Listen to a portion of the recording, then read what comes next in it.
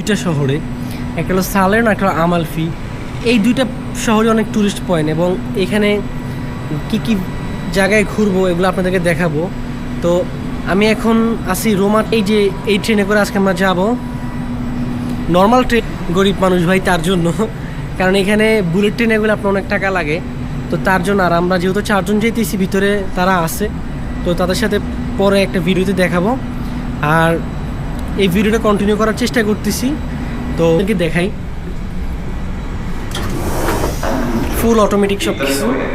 তো আমার সাথে কে কে যাইতেছে আজকে? তো আমরা যাচ্ছি সালেনো। এই যে অবি, সাইদুর, নয়ন, পাশেই থাকবেন ভিডিওতে। তো অবশেষে ট্রেন চালু হয়ে গেছে আমাদের সাইদুল সিদ্ধ ডিম দিয়ে। এই যে ডিম, তো আমরা বাসা থেকে পাস্তা নিয়ে আসছিলাম, পাস্তা শেষ হয়ে আমাদের জার্নির ভিডিও এখান থেকে শুরু। ট্রেন চালু হয়ে গেছে, তো আপনারা আমাদের সাথেই থাকুন। পরে আমরা নেমে যাব। এই যে ট্রেনের ভিউ, এক হলো শহরের কি অনুভূতি আমাদের? 100 আমরা যাচ্ছি আজকে সালের পয়সা দিয়ে কিছু ঘুরতে হইব না? অবশ্যই। সাইদের কি অবস্থা?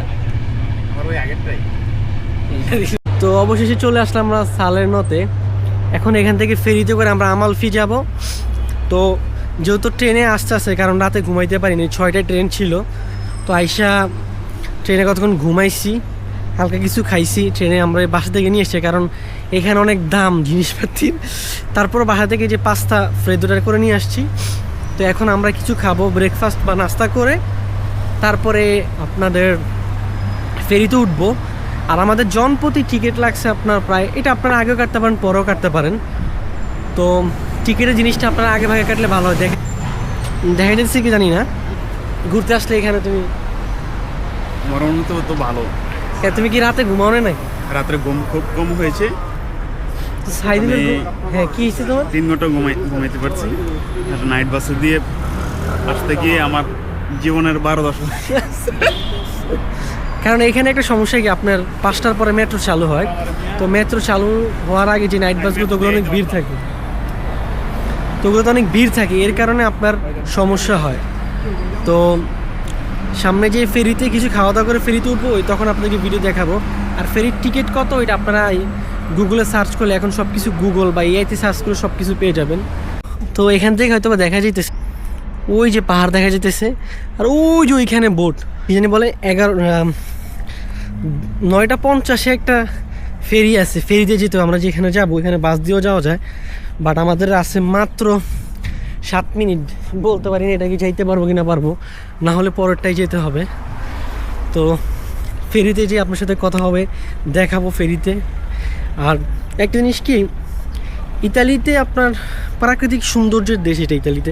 আর এইখানে আপনার হাজার হাজার পাহাড় আছে, আর যেহেতু দেশটা পুরোটা সমুদ্র দিয়ে ঘেরা, তো সুন্দর একটা, যারা ইতালিতে থাকে তারাই জানে।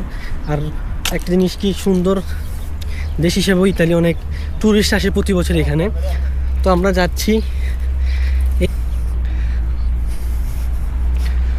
তো আমি এখান থেকে হাইটে যেতে অবস্থা খারাপ হয়ে যেতেছে, কারণ আইসা আমাকে কালো লাগতেছে এখানে আবার। তো কাছ থেকে আইসা ডাইরেক্ট বাসায় গেছি, ঘুমাইছি। তারপর এখান থেকে পরে এখানে ঘুম হয় না, কারণ যেহেতু সকালের 6টা ট্রেন ছিল। তো একটা জিনিস দেখেন, এখানে মাছ ধরতেছে, দেখা যায় কি না বলতে পারি না। তো কথা হইতেছে সামনে যে, তো ভিডিওটা বেশি বড় হয়ে যেতেছে, বাট বেশি বড় হয়ে গেলে ভিডিওটাকে আমি 2টা পার্টে করে দিব। তো বোর্ডে যেয়ে কথা হইতেছে আপনাদের সাথে। তো অবশেষে ফেরিতে উঠে গেলাম, এখন 20-25 মিনিট সময় লাগবে হয়তো। তো আর লোকেশনটা অনেক সুন্দর, সমুদ্রের